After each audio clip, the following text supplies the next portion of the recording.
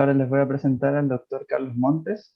El doctor Carlos Montes es médico cirujano de la Universidad Austral de Chile, es ex médico general de zona, con título de especialista en traumatología y ortopedia en la Universidad de Chile. Y tiene las subespecialidades de cirugía artroscópica de rodilla. Actualmente trabaja en el Hospital Clínico de la Universidad de Chile, en el Departamento de Traumatología y Ortopedia, y es director subrogante de la Clínica Quilín. También trabaja en la Clínica Red Salud en Vitacura y es profesor asociado a la Universidad de Chile, desempeñándose tanto en pregrado como en posgrado. Es miembro activo de la CHOT, o Sociedad Chilena de Ortopedia y Traumatología, y también de las Sociedades Chilenas de Medicina Deportiva y de la Federación Internacional de Medicina Deportiva. Así que muchas gracias, doctor, por su tiempo. El auditorio es suyo. Muchas gracias, buenas tardes a todos.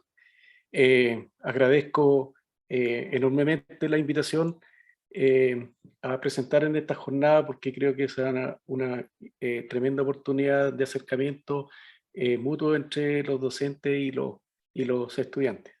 Así que muchísimas gracias. No tengo ningún conflicto de interés en esta presentación. Vamos a tratar hoy día las lesiones ligamentosas y musculares más frecuentes, y en este ámbito se repite, tal como para cualquier otra parte de la medicina, que el médico debe realizar de manera sagrada, y es escuchar la historia del paciente, realizar un examen físico acorde a los requerimientos del diagnóstico que se le está presentando, y en última instancia hacer el estudio de imágenes, intentando en esto ser lo más eficiente en el uso de los recursos. Cuando uno hace todo ese entrenamiento y lo hace parte de la rutina, las probabilidades de errores médicos se reducen, y esto es válido para los infartos cardíacos, para los derrames cerebrales, para los E15 de tobillo y para las pancreatitis agudas. Siempre actúen igual y van a reducir sus probabilidades de error. En general, los temas que vamos a tratar hoy día, y tal como muchos otros, también se desarrollan de una manera similar, ¿cierto? Para mantener el equilibrio homeostático. Cuando hay una noxa, un proceso que afecta al individuo a alguna parte de su cuerpo, hay un periodo de inflamación. Este periodo de inflamación es seguido, de inflamación aguda, es seguido por la etapa de migración y proliferación, que da cuenta de varios procesos, entre ellos la angiogénesis, epitelialización, contracción, etcétera, etcétera, para llegar finalmente a remodelación. Tal como cuando un terremoto destruye una casa, primero hay un proceso de mucho polvo, de muchas cosas destrozadas, y luego vienen las personas, sacan los escombros y empieza de nuevo la reconstrucción de la casa y termina con las terminaciones. Eso más o menos siempre se ve en cualquier proceso biológico también. Vamos a recordar que los tendones son estructuras de tejido conectivo fibroso denso, muy firme, y es muy regular. Y esta tiene como función anclar el músculo a un hueso. Y esto obedeciendo a varias funciones. Entre ellas, la más importante es transferir la fuerza desde los músculos hacia el hueso. ¿Con qué objetivo? Con la finalidad de producir movimiento, abaratándole costo a la economía del organismo, es decir, reduciendo la pérdida de energía, a la vez que son capaces de absorber golpes bruscos y evitar de este modo el daño muscular. Los tendones, al igual que los ligamentos, como lo vamos a ver más tarde, también tienen una exquisita inervación que se la da fundamentalmente mecanorreceptores y otros receptores neurológicos que le permiten a los tendones ser un importante núcleo de propiocepción. La propiocepción es el sentido que nos permite frenar y acelerar sin mirar los pedales, o pasar los cambios sin mirar la palanca de cambio, es decir, tener una especie de conciencia espacial del cuerpo. En la histopatología de las lesiones tendinosas podemos hablar que hay en la primera instancia, o en el periodo más inicial, un proceso de tendinitis, o bien puede haber una paratendinitis, que puede dar cuenta de la existencia de roturas parciales tendinosas, muy íntimamente ligados a los tendones. Recordarán ustedes que hay bursas, dentro de eso las más reconocidas son las bursas del hombro, las bursas de los codos, las bursas de la rodilla y de los tobillos, donde con muchísima frecuencia uno pudiera ver el asiento de inflamaciones que requieren de manejo. Y vamos finalmente a hablar de aquí para adelante de tendinosis o tendinopatía para erradicar el concepto de tendinitis crónica que en esta jerga no se utiliza. Y las tendinopatías se refieren en términos generales, ¿cierto?, para las lesiones que afectan a o que están alrededor del tendón, y estas son dadas por sobreuso. Y la tendinosis es la degeneración intrínseca del tendón. Y también hay que reconocer que estas tendinosis no siempre son sintomáticas. Hay muchas personas que pueden tener procesos de tendinosis en su cuerpo, en distintas partes del cuerpo, y no presentan síntomas. Hay un par de mecanismos que pueden explicar las lesiones tendinosas, y son básicamente, uno pudiera hablar de dos, que habla esencialmente del equilibrio entre la aplicación de carga y el estado con que este tendón va a recibir ese tipo de carga. El primero es un estrés que se aplica al tendón dentro de su capacidad de carga fisiológica y que excede la capacidad adaptativa que tienen esta estructura. O bien puede darse el hecho de que este tejido no tiene el tiempo suficiente para lograr una reparación óptima y hay un trauma tras otro. El segundo mecanismo es la aplicación de una carga única suprafisiológica que provoca algún daño en la estructura del tendón y que subsecuentes cargas repetidas fisiológicas impiden que este tejido logre una maduración apropiada en el proceso de cicatrización, dando con ello origen a los procesos degenerativos que caracterizan a las lesiones crónicas. Entonces, las tendinopatías se pueden dar en relación a varios factores. Unos son muy individuales, como es el biotipo. Por ejemplo, personas con sobrepeso que quieren de manera abrupta hacer un cambio radical en su proceso de enfrentar el ejercicio, lo que es muy frecuente en estas épocas en que se pasan las fiestas patrias y empieza la necesidad de colocarse traje de baño en el verano. Entonces muchas personas inician un proceso que es demasiado violento de actividad física y puede condicionar lesiones tendinosas, entre otras cosas.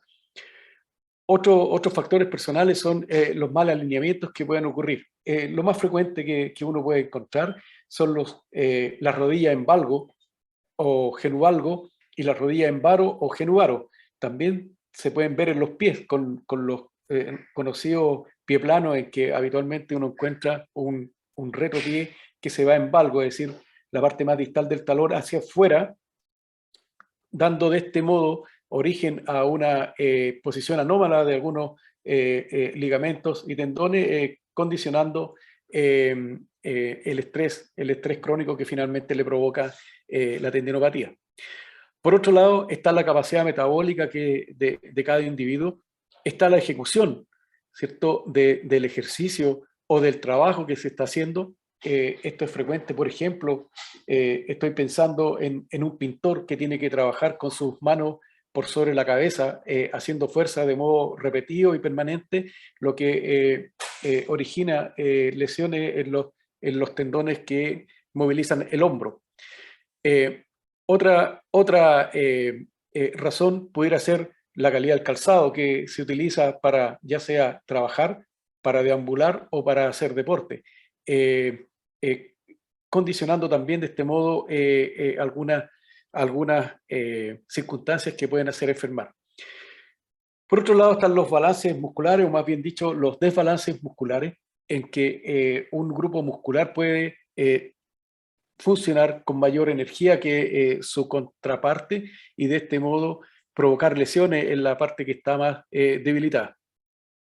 Y como lo habíamos de alguna manera esbozado, tiene que ver también el lugar de trabajo, el lugar de entrenamiento o el lugar de juego. No es lo mismo jugar en una cancha de pasto natural a una cancha de pasto sintética, a una superficie de baldosas, a una superficie de madera o una superficie de cemento u otras estructuras que pudieran utilizarse para realizar ciertas actividades físicas. Me voy a referir a algunos tendones en los cuales es más frecuente encontrar patología. Y he seleccionado algunos, entre ellos el tendón rotuliano. La tendinosis rotuliana es más reconocida y conocida como la rodilla del saltador, puesto que es una típica lesión por sobrecarga de muchos deportes que involucran saltos violentos y repetidos, como puede ser el básquetbol, el salto alto, el salto largo, el voleibol, etc. Esto es mucho más frecuente en hombres y probablemente eso se puede deber a que en algún momento el volumen o masa de hombres dedicados a este tipo de deporte a lo mejor era mayor. No lo conozco y no conozco alguna estadística que dé cuenta de este dato. Y lo más frecuente es que esto se asiente en el polo inferior de la patela o el segmento más proximal del tendón rotuliano. Recordar que allí también y por detrás del tendón rotuliano está el cuerpo de Hoffa, dando origen a inflamaciones de esta masa adiposa sinovial que origina una hofitis y normalmente van un poquito de la mano y pueden ser diagnóstico diferencial también. Por otro lado, tenemos las lesiones tendinosas que se asientan en los codos y que son muchísimo más frecuentes en el epicóndilo lateral, que origina la patología del codo de tenista.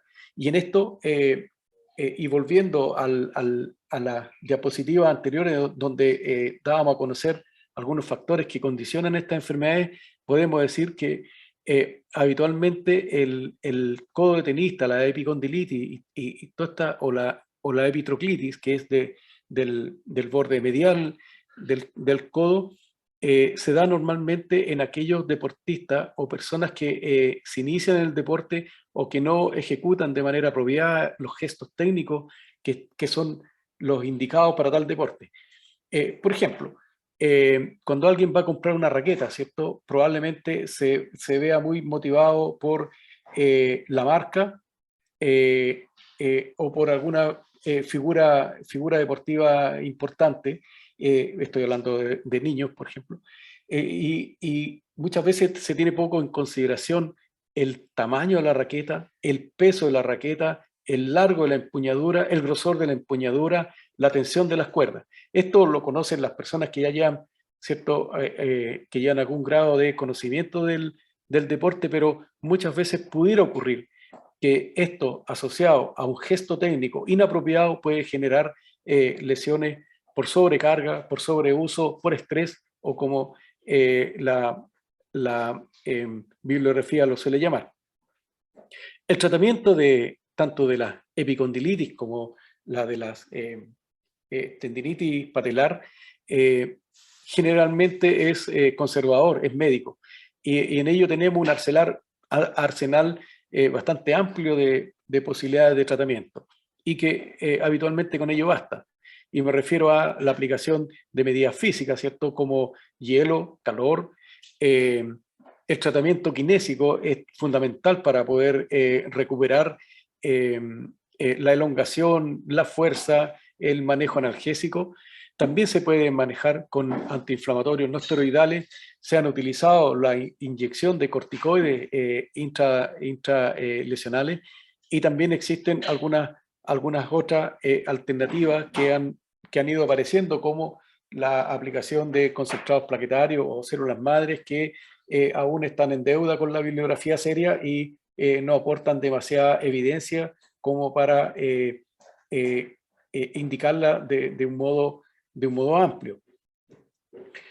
Si es que falla el tratamiento conservador en este tipo de patología, entonces está indicada la cirugía y que tal vez este es el momento en que el paciente puede ser derivado al traumatólogo. Los pasos anteriores son todos ejecutables y manejables por el médico general. Y luego por una gama mayor de médicos especialistas. Pero en esta etapa de la cirugía es derivable al traumatólogo y en ella se puede hacer una cirugía abierta, como lo muestran estas fotografías, en que habitualmente se trata de retirar los tejidos necróticos, reavivar borde y modificar las zonas de inserción del tendón lesionado, que se puede hacer por mecanismo abierto o bien se puede hacer por una cirugía artroscópica mediante las técnicas que cada cirujano maneje de mejor manera.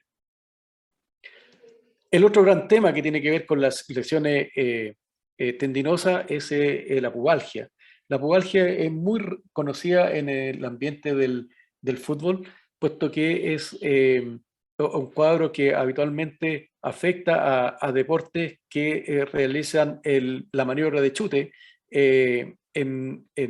como gesto técnico fundamental.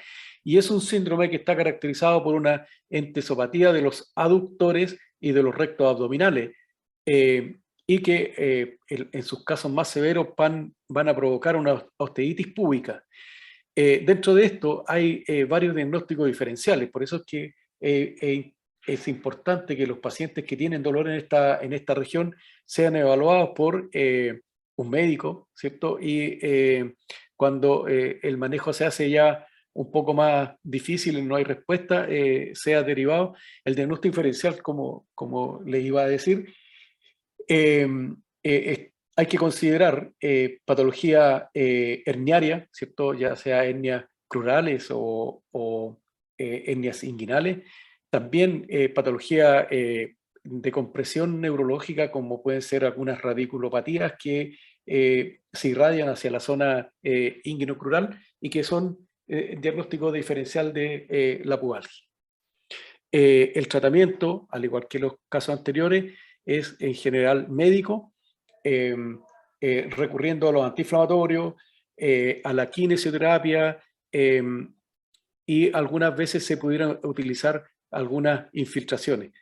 Pero normalmente con la colaboración de su paciente van a lograr, que requiere de mucha adhesión y disciplina, van a lograr que el paciente finalmente mejore sin tener que recurrir a intervenciones quirúrgicas. A mí me ha tocado entrar a alguna cirugía en que uno encuentra masas de calcificaciones en la zona de inserción de los músculos y son procesos realmente dolorosos para quien las padece. El último tendón que quise traer para esta sesión es la rotura del tendón de Aquiles o el tendón calcáneo. Cuenta Homero en la Ilíada que Tetis, ¿cierto? Intentó hacer inmortal a su hijo, Aquiles, y lo tomó desde los talones para sumergirlo en el río Estigia. Y dentro de esto, Aquiles fue, por lo tanto, un cuerpo inmortal, excepto, o muy poco dañable, excepto en sus talones. Y eso es porque la lesión del tendón de Aquiles es tremendamente invalidante y fue lo que finalmente provocó la caída de este héroe griego. Habitualmente la rotura del tendón de Aquiles se produce en un área que es considerada crítica, que va algunos centímetros por encima de su inserción. Habitualmente se lesionan aquellos tendones que ya tienen algún grado de lesión y habitualmente el paciente que se rompe el tendón de Aquiles cuenta de un dolor súbito cuando va a correr o a saltar, con una sensación de golpe. La gente le llama el piedrazo del diablo, el peñascazo del diablo si son más rurales, ¿cierto? Como yo. Hay algunas veces un chasquido audible que lo escuchan quienes están cerca de ahí, los que están jugando a la pelota, por ejemplo, o que estaba mirando cuando la señora intentó saltar la acequia. hay incapacidad funcional inmediata con gran debilidad e inflamación de la región del tobillo. En el examen físico, lo que vamos a encontrar es una pérdida del tono de la musculatura del talón y esta caída que va a tener el pie hacia la dorsiflexión, como se ve en la foto de más a la izquierda. El signo fundamental para esto es el signo de Thompson, que consiste en la compresión de las masas gemelares que da origen a la movilización del pie, a la flexión plantar.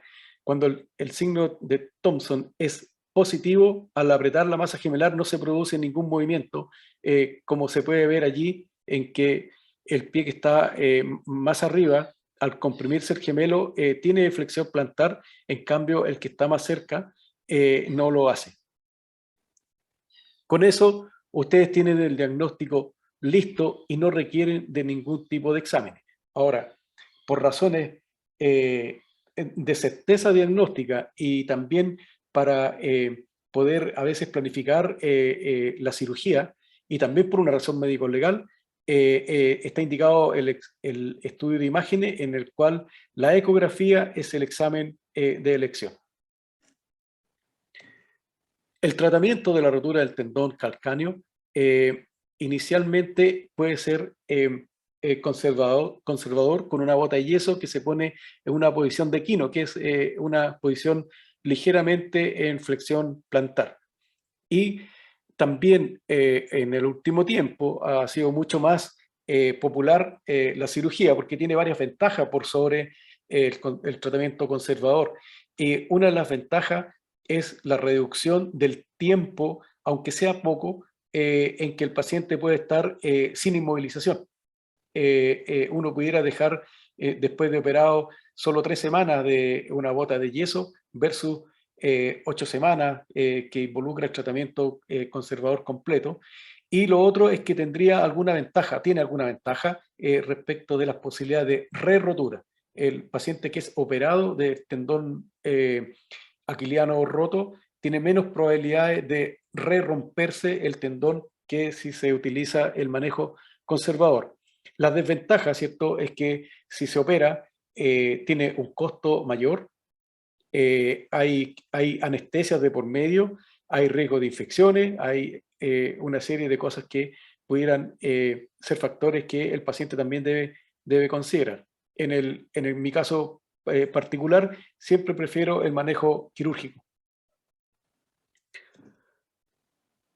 Pasamos a los músculos y dentro de esto vamos a ver un par de cuadros fundamentalmente relacionados con los desgarros musculares. Hay que recordar que los desgarros musculares son uno de los problemas más frecuentes en la práctica deportiva. Se alcanzan hasta el 40% de las lesiones que se producen como consecuencia del deporte. En general están más comprometidas, pero por mucho la musculatura de las extremidades inferiores, fundamentalmente el cuádriceps, la musculatura posterior del muslo y el complejo sóleo gemelar. Habitualmente son lesiones bastante benignas, aunque hay un porcentaje inferior, ¿cierto?, que alrededor de menor al 10% que pudiera generar lesiones de mucha gravedad con importantes secuelas. Las fibras musculares en general se dividen en dos, las tipo RAP, las tipo 1 que son las lentas y las tipo 2 que son las fibras rápidas. En la historia de un desgarro muscular habitualmente existe un episodio agudo de dolor durante la actividad física y durante la actividad física principalmente en aquellos deportes que involucran o elongaciones exageradas, violentas, en que pudiera no haber control, o bien aquellos deportes que involucran velocidad espontánea rápida. Y aquí en esta imagen, no sé si me alcanzan a ver el cursor, se puede ver que pudieran haber aquí dos elementos, dos factores que pueden condicionar un desgarro muscular. Primero, este jugador que requiere salir con mucha velocidad para escapar de la marca, y por otro lado, este jugador que está elongando su musculatura isquiotibial hasta el extremo, y él pudiera terminar esta jugada con un desgarro muscular. En la etiopatogenia del desgarro muscular habitualmente ocurre en una contracción excéntrica dentro de una actividad deportiva o una actividad doméstica en que, por ejemplo, alguien va a saltar por la razón que sea. Puede ocurrir o que tenga que correr por algún motivo. Hay personas que por su baja capacidad de ejercicio físico se pueden desgarrar corriendo para alcanzar la micro.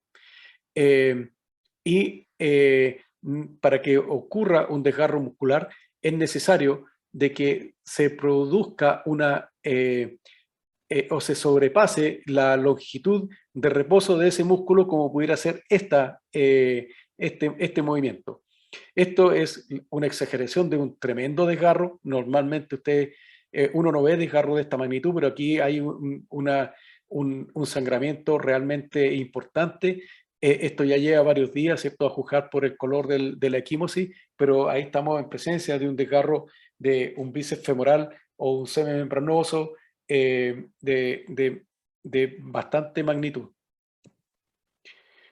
Podemos clasificar a los desgarros dependiendo de la zona del músculo donde se desgarre, de la zona anatómica, ya sea en la unión entre el tendón y el periósteo, o que sea músculo tendinosa, o en la región miofacial. También podemos clasificarlo por su mecanismo de producción. Y están aquellas lesiones por mecanismo directo, ¿cierto?, que pueden ser las contusiones, o pueden ser laceraciones, o heridas directas, ya sea por un arma cortante o un impacto balístico, que da origen a desgarros musculares bastante serios. O bien ser mecanismos indirectos, como puede ocurrir en una contracción excéntrica en aquellos músculos biarticulares que son los que habitualmente se desgarran. Ciertos biarticulares, me refiero, por ejemplo, a un bíceps femoral que viene desde la pelvis hasta la cabeza de la fíbula. Y están los DOMS, que son los dolores tardíos del ejercicio, que es lo que ocurre cuando alguien está desentrenado y al realizar ejercicios por primera vez después de mucho tiempo, aparece dolor, ya sea a las 48 horas, 72 horas, a las 24 horas después de haber hecho ejercicio, que es un dolor que molesta, que le impide caminar con normalidad y que le recuerda que debería haber hecho ejercicio durante un periodo mayor, o bien no exagerar en la cantidad y en la severidad de los ejercicios que se realizan, y los ejercicios deberían ser retomados de manera paulatina. Respecto de la anatomopatología de esta patología, bien digo, pueden haber contracturas simples, que es cuando el músculo se fatiga y empieza un poquito de dolor, uno pudiera encontrar aumento de la tensión muscular cuando palpa estos músculos. Puede haber edema que da cuenta de microtrauma, hematomas ya sean localizados o difusos, hasta llegar a la rotura parcial o la rotura completa, que es el cuadro más grave que da cuenta de los desgarros musculares.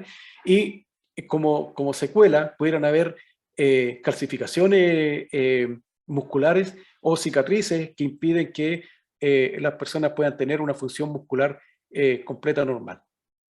Podemos clasificar los desgarros, y hay muchas clasificaciones, créanme que hay varias, pero vamos a comentar algunas. Esta que las clasifica del grado 1 al grado 4, siendo el grado 1 aquella más leve, en que hay rotura de unas pocas fibras y normalmente no provocan gran impacto funcional, hasta llegar a las roturas del grado 4, en que hay rotura muscular completa con involucramiento de la fascia con rotura total.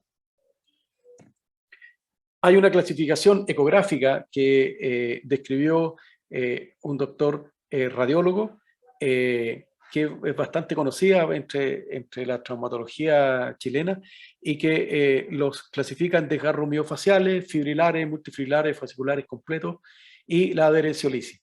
La adherenciolisis son aquellas lesiones en que se rompen las uniones que hay entre el músculo y la cicatriz que se ha provocado por una lesión previa. Y en esto es importante, puesto que uno de los factores más importantes que hay en la producción de desgarros musculares es haber tenido un desgarro previamente. ¿Ya? Esto lo conversamos en la medida que fuimos hablando del tema, así que me voy a saltar esto. Hay algunos factores de riesgo asociados a la producción de desgarros, y hay algunos que son modificables y otros son no modificables. Dentro de los no modificables está el tipo de deporte que se realiza. Hay deportes que son muchísimo más violentos y pudiera ser, por ejemplo, artes marciales o deportes de contacto como el rugby, el básquetbol, el fútbol, el atletismo en las pruebas de velocidad o el atletismo en las pruebas de fondo, porque también correr 42 kilómetros para algunos atletas algunas veces les resulta fatigante y pudieran lesionarse, pero los que se lesionan más son aquellos que tienen explosividad y velocidad incluidos dentro de los gestos técnicos. La edad, a mayor edad es más fácilmente provocable un desgarro muscular que en personas más jóvenes, puesto que incluso los niños o los preadolescentes algunas veces presentan lesiones en que aguanta el músculo, aguanta el tendón, y lo que se produce es una avulsión de la zona de inserción, como puede ser la avulsión de la espina ilíaca anterosuperior. Y hay algunos factores ambientales, por ejemplo el clima. El clima tiene importancia porque uno de los factores que están involucrados en la producción de desgarros musculares es el calentamiento previo mal hecho, y algunas veces, sobre todo en invierno en Chile, pudiera ser que las personas salgan a trotar o hagan deporte o se junten a jugar una pichanguita con 10 grados de temperatura y alguien llega atrasado, no hace calentamiento, que es un súper mal hábito para desarrollar actividad física, y esto provoca desgarros musculares.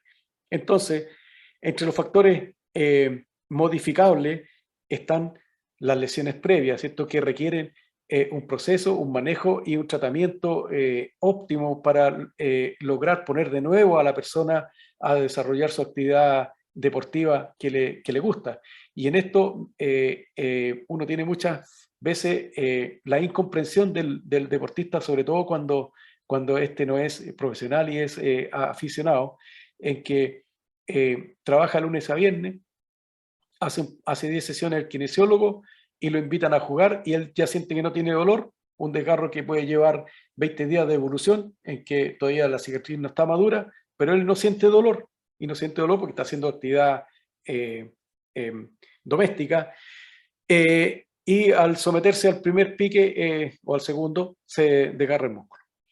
Tiene que ver el entrenamiento muscular, hay que entrenar para hacer actividad física, hay que entrenar la fuerza, hay que hacer elongación. A muchas personas les da vergüenza hacer elongación y deberían hacer la elongación por lo menos unos 20 minutos si es que han practicado una hora de ejercicio, lo mismo que hacer un calentamiento precompetitivo. Hay que evitar el sobreentrenamiento. Si es que hay dolor es porque el cuerpo le está avisando de que se está cansando. Como dijimos, hay que hacer un buen calentamiento previo. Hay que tratar de jugar o hacer deporte en superficies aptas para ello. Es frecuente ver personas trotando en el pavimento y eso provoca lesiones de tendones, provoca lesiones plantares, provoca lesiones, qué sé yo, dolor lumbar, etc.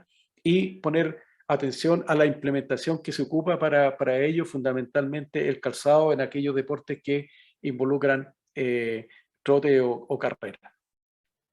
Como dijimos, hay acciones predisponentes y hay estudios que avalan de que deportistas jóvenes que se desgarran sufren lesiones golpeando el balón o en cambios bruscos de velocidad. Por lo tanto, está involucrada la explosividad, la velocidad máxima y las desaceleraciones también.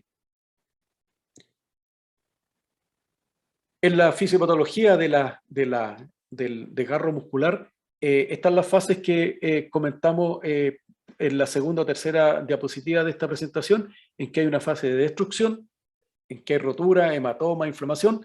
Luego viene la fase de reparación, en que hay regeneración de miofibra y ahí se se empieza a completar el fenómeno de la cicatrización, y finalmente el periodo de remodelación, donde hay maduración de las miofibras, retracción y reorganización de la cicatriz y la recuperación funcional. Respecto de la clínica, podemos decir que el desgarro muscular es un dolor intenso en la zona desgarrada que provoca incapacidad inmediata, dolor, y que pudiera algunas veces encontrarse antecedido por una sensación de músculo apretado o que hay fatiga. En el examen físico de nuestro paciente desgarrado, hay dolor a la palpación, hay que verificar que los rangos de movimiento articular estén completos, hay que hacer pruebas contra resistencia para ver si es que hay dolor, sobre todo en aquellas lesiones más pequeñas, y hay que ver cómo está la movilidad de las articulaciones vecinas. En el estudio es esencial contar con ecotomografía, y en ella es importante contar con un sistema de ecografía que sea confiable. Hoy día probablemente todos los centros tienen radiólogos tremendamente confiables para realizar la ecografía. La ventaja de esta es que es una exploración dinámica, que puede tener alguna limitación frente a algunos grupos musculares más profundos. Es operador dependiente, pero cada uno de nosotros conoce a los radiólogos a quienes le deriva a los pacientes, y una gran ventaja es que permite intervenir. Como se puede ver ahí, esa es mi mano, drenando un hematoma de un atleta como parte del tratamiento para hacerlo retornar a una kinesioterapia más eficiente y a una rehabilitación deportiva más precoz. La figura de abajo es cómo se ve un desgarro en la ecografía. Ahí está señalado entre esos dos puntos amarillos, y finalmente la resonancia magnética probablemente esté reservada para algunos casos muy concretos, porque hay algunas veces en que se tiene que decidir si es que un deportista puede jugar o no pasado mañana, y ante la duda, o el lunes. Y esa decisión muchas veces es facilitada por la resonancia, que da cuenta de mejor manera de la presencia del edema muscular. ¿Ya? Una desventaja que tiene la resonancia es que es mucho más cara que una ecografía. En el manejo del desgarro muscular y en el manejo de las lesiones para atrás también, cuando son agudas, está el protocolo RICE, ¿cierto? Reposo, hielo, compresión y elevación. En el lenguaje mío, como indicación a los pacientes, casi no les digo nunca reposo, sino que les digo haga actividad física o ejercicio físico según tolerancia, permitiéndole de esta manera que el paciente pueda movilizarse, pueda hacer alguna actividad mínima. Y en el tratamiento, terapia con hielo, una carga de tensión que tiene que ser precoz pero progresiva, analgésicos y antiinflamatorios no esteroidales. Los antiinflamatorios no esteroidales requieren ser dados por poco tiempo, y normalmente no excederse de los 2 o 3 días y luego seguir solo con analgésicos tipo paracetamol, aunque ello involucre el asombro o la queja del paciente. Los antiinflamatorios no esteroidales no más allá de 3 días, porque después se empiezan a jugar en contra de una mejor remodelación. Fisiokinesioterapia es esencial, y uno tiene que tener también en consideración todas estas cosas que son los factores de crecimiento plaquetario, la cámara hiperbárica, células madre, etcétera, etcétera. Como mal resultado de un desgarro muscular podemos tener una necrosis muscular más extensa, puede haber una cicatriz fibrosa o una cicatriz cálcica que provoque problemas funcionales a nuestro paciente, puede haber degeneración grasa en el músculo, y finalmente desencadenarse una miositis osificante, en que se involucra también, aparte del dolor permanente, debilidad, acortamientos musculares y disminución de rangos articulares. Allí podemos ver un desgarro muscular secuelar, es un desgarro completo, en que esto es la masa muscular que está retraída. Ahí ven el tremendo déficit muscular que se puede encontrar. Ahora vamos a hablar de ligamentos. Los ligamentos también son estructuras fibrosas fuertes que, que tienen como función restringir el movimiento articular dándole estabilidad a la articulación involucrada, y también tienen mucho que ver con los mecanismos proprioceptivos a través de mecanorreceptores y terminaciones nerviosas libres. Es interesante de que uno se vaya familiarizando con la anatomía de todo el cuerpo, ¿cierto? Pero como estamos hablando de tendones, ligamentos y músculo hoy día, familiarizarse con la anatomía de los ligamentos de cada articulación, puesto que de nuestras maniobras correctamente hechas va a depender también el diagnóstico correcto y por lo tanto el tratamiento bien hecho. Hay que recordar que un médico solo es capaz de diagnosticar lo que sabe. Por lo tanto, la única fórmula para eso es el estudio y la perseverancia y la disciplina en el aprendizaje. Los ligamentos tienen una composición igual que toda la otra estructura orgánica, tanto celular como extracelular. En la parte celular están los fibroblastos. El ligamento se caracteriza por tener una baja vascularización y una baja presencia de células.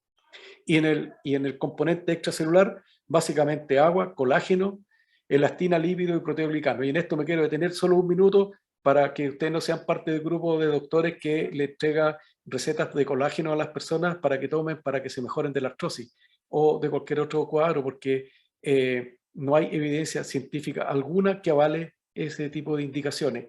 Y las personas podrían tener una ingesta proteica natural que es mucho más rica, es más sana y es más barata. Lo que habitualmente afecta a un ligamento es un esguince. ¿Y qué es un esguince? Es una lesión traumática habitualmente por mecanismo indirecto, una hiperelongación de la articulación, como se ve allí en la figura, que es producto de una elongación excesiva más allá de las posibilidades fisiológicas que tiene este ligamento de contener y que determina distintos tipos de daño. En el examen físico del esguince vamos a encontrar dolor, aumento de volumen, edema, equimosis en la zona de lesión. Por lo tanto, nosotros vamos a ir a buscar con maniobras específicas para cada articulación. Cada articulación tiene algunas maniobras que son claves para hacerlo el diagnóstico clínico. Y vamos a ir a buscar allí mediante maniobras, ya sea puntos de dolor o puntos de inestabilidad articular, que es lo que condiciona finalmente la lesión ligamentosa. Las lesiones ligamentosas en general afectan a cualquier articulación, siendo las más frecuentes la rodilla y las rodillas y los tobillos, ¿ya? Habitualmente obedece a un mecanismo deportivo, pero también a algunas actividades de la vida diaria, que involucran, por ejemplo, el errar a un escalón de la escalera y al apoyar el pie se dobla y se produce el mecanismo patológico. ¿Ya? Habitualmente es secuencial. En la medida que se aplica fuerza, se aplica carga, se aplica elongación, se van a ir produciendo distintos grados de lesión, partiendo de este tipo 1, en que hay solo una distensión del ligamento sin roturas evidenciables. Las tipo 2 son las roturas parciales y las tipo 3 son roturas completas. Las tipo 1, y voy a tomar como ejemplo el tobillo porque es probablemente el sitio en que más hay esguince. El grado 1 no hay daño macroscópico, no hay inestabilidad articular, puede haber edema leve, sobre todo en la zona malleolar, y el malleolo que más se afecta es el malleolo lateral. Puede haber dolor leve a moderado, y me van a excusar porque puse una radiografía que la vi como normal, pero después cuando la revisé hay una fractura del malleolo medial, pero lo que yo quería evidenciar es que la radiografía de una de un E15 de tobillo grado 1 es normal, ¿ya? Y la ecografía también pudiera dar muy poco indicio, así que normalmente cuando uno está en una unidad de urgencia pide una radiografía de tobillo en tres proyecciones: anteroposterior, lateral y anteroposterior oblicua, o proyección sindesmal. En el grado 2 hay un daño macroscópico parcial, como lo muestra la imagen. Pudiera haber inestabilidad, pero lo frecuente es que uno no tenga tanta inestabilidad. El edema y la equimosis se van haciendo ya más intensos. Hay un dolor que pudiera ser mayor, aunque esto también depende de varios factores, entre otros de la capacidad de tolerancia al dolor que pueda tener nuestro paciente, y hay alteración funcional. El paciente claudica notoriamente y elude las maniobras de examen físico.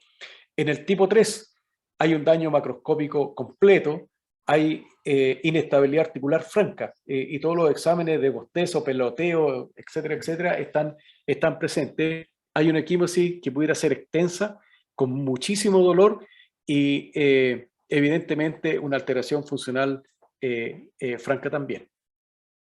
El tratamiento de los E15 de tobillo o de un E15 cualquiera, grado 1, grado 2, es reposo, es hielo local. El hielo local, a una vez las pacientes le preguntan qué es mejor, el calor o el frío. Y la respuesta es, si estamos hablando de un trauma agudo, al inicio siempre es mejor ponerle un poquito de frío, intermitente y con protección de la piel, 10 minutos, 3-4 veces al día. Hacer compresión, ya sea con alguna venda elástica, una tobillera, pero compresión suave, no es una compresión intensa, porque eso también puede producir problemas de circulación. Antes utilizamos muchísimo el yeso. Yo hace muchos años que no pongo un yeso. Hoy día usamos más bien órtesis que pueden ser removibles. Y en el grado 3 hay que considerar el tratamiento quirúrgico aparte del tratamiento conservador, dependiendo de las circunstancias. Con todo esto, el objetivo del tratamiento es permitir el rápido y más seguro retorno a las actividades normales, ya sea esta de la vida diaria o actividades deportivas. Si ustedes logran eso, habrán cumplido con los requerimientos que su paciente le está solicitando. Muchísimas gracias por su atención y estoy atento a las preguntas que me quisieran hacer. Y ojalá las pueda responder. Sí, muchas gracias, doctor, por su tiempo y por su clase. Hay varias preguntas en el chat. No sé si Nicole las podría leer. ¿Sí? Parten desde las 8:07 con Matías Norambuena. Ya, ahí las encontré. Gracias. Doctor, pregunta Matías, ¿la inyección de corticoides funciona como un tratamiento transitorio o definitivo? ¿Tiene alguna contraindicación? ¿En qué patología se refiere? ¿A tendinitis? Bueno, como es complejo tener la contra pregunta. La inyección de corticoide es una arma terapéutica más, ¿ya? Muchas veces no es la primera instancia, no es la primera indicación. Habitualmente, si estamos hablando de un proceso inflamatorio, yo lo utilizo después de haber pasado por proceso de kinesioterapia y por manejo analgésico más general con antiinflamatorios no esteroidales. Respecto de contraindicaciones, pudiera ser que haya personas que son alérgicas, aunque no lo crean, hay personas que son alérgicas a la clorfenamina, que es como el antialérgico más común. Hay personas que pudieran ser alérgicos también a las inyecciones. Los corticoides están contraindicados cuando hay, por ejemplo, una diabetes descompensada. Si estamos usando corticoides de depósito, yo habitualmente les pregunto al internista si puedo colocarle o no una inyección intraarticular, por ejemplo. No está indicado pinchar tendones o ligamentos, porque eso induce ya sea calcificaciones en la zona o pudiera provocar también un proceso de necrosis que pudiera terminar con la rotura de la estructura que uno quiere salvar. Así que va a depender el uso de corticoide. Inyectarle es una buenísima arma terapéutica, pero hay que utilizarla con criterio y con discreción y con indicaciones bien claras. Respecto a eso, algo muy similar que usted hablaba de la tendinitis del codo, Simón pregunta, en el caso del tratamiento conservatorio de la tendinitis de codo, ¿aproximadamente cuánto tiempo de reposo más kinesioterapia se recomienda? ¿Los antiinflamatorios disminuyen en ese tiempo o solo ayudan al dolor? Mira, una pregunta con una respuesta súper abierta, porque ahí va a depender de la magnitud de la tendinitis, va a depender del tiempo de evolución de la tendinitis.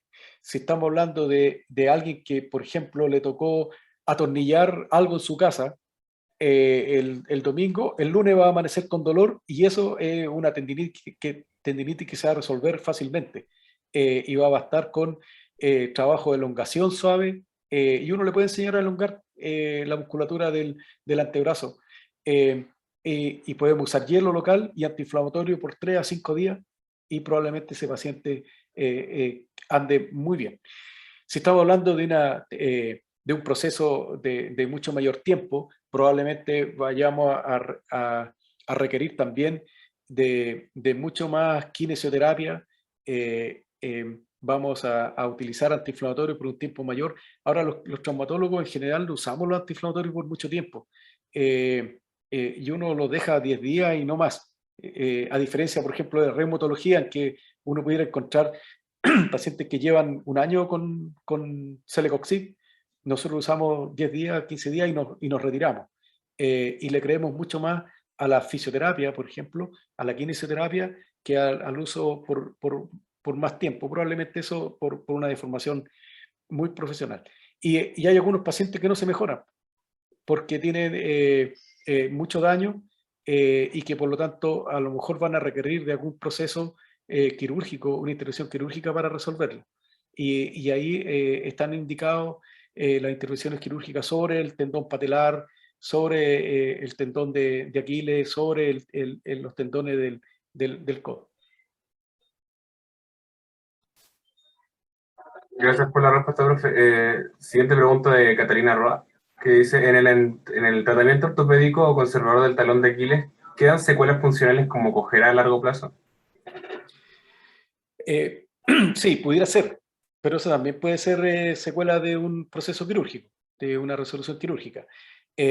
Todo va a depender de la longitud final que tenga el tendón y de qué tan buena sea la unión que se haya producido en ese proceso. En la claudicación es parte de las complicaciones como secuela de una lesión de tendón de Aquiles y obedece a varios factores, pero efectivamente pudiera haber claudicación. No es lo frecuente, pero pudiera haber. Junto con eso también puede ser debido a la debilidad que puede haber en el área.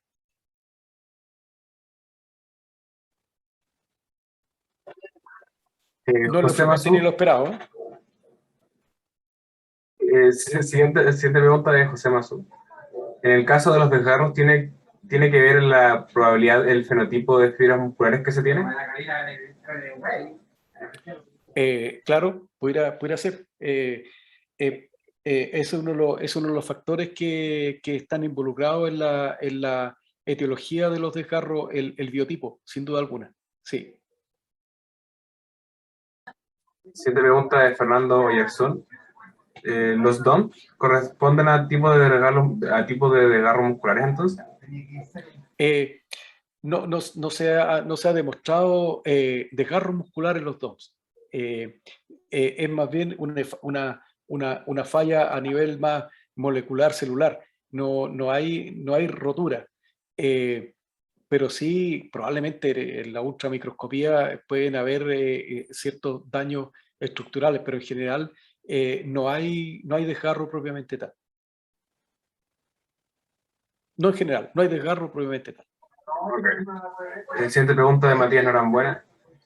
¿Cuál es el esquema de AINES más efectivo para la tendinitis? ¿Hay alguna diferencia entre su efectividad o todos funcionan igual de bien? No hay ventajas de uno sobre otro. uno habitualmente decide qué antiinflamatorio no esteroidal usar, dependiendo de, por ejemplo, la presencia o no de gastritis o intolerancia a los no esteroidales habituales, en cuyo caso uno utiliza un COX-2 específico como el Celecoxib o algún otro derivado de este. Luego está la cantidad de veces que se lo pueden tomar al día. Hay personas que no pueden tomar medicamentos cada 8 horas, entonces uno tiene que preferir uno que se use cada 12 horas. También está involucrado la capacidad adquisitiva de nuestro paciente. No todos los pacientes pueden comprar un COX-2, ¿cierto? Por su costo elevado. Es mejor entonces en ese caso recurrir a una formulación más barata. Y al final son todos de una efectividad similar, no hay unos mejores que otros. Ok, doctor, de verdad muchas gracias por su tiempo y por darse la paciencia de responder cada una de las preguntas. También le agradecemos por su clase, la apreciamos mucho y también por su tiempo. Así que muchas gracias por colaborar con nosotros. Por nada, pues para mí, como le dije al principio, es un motivo de satisfacción que nos hayan invitado. Nosotros estamos disponibles, no solo yo, sino que probablemente todos los traumatólogos del servicio, para responder a sus inquietudes. Es cuestión que se acerquen a nosotros. Nosotros somos súper simples, a diferencia de otras especialidades que son menos concretas. Nosotros somos tremendamente concretos, y así que pueden contar con nuestra ayuda, nuestro apoyo en lo que quieran, y encantado de estar aquí con ustedes. Muchísimas gracias a ustedes por la invitación.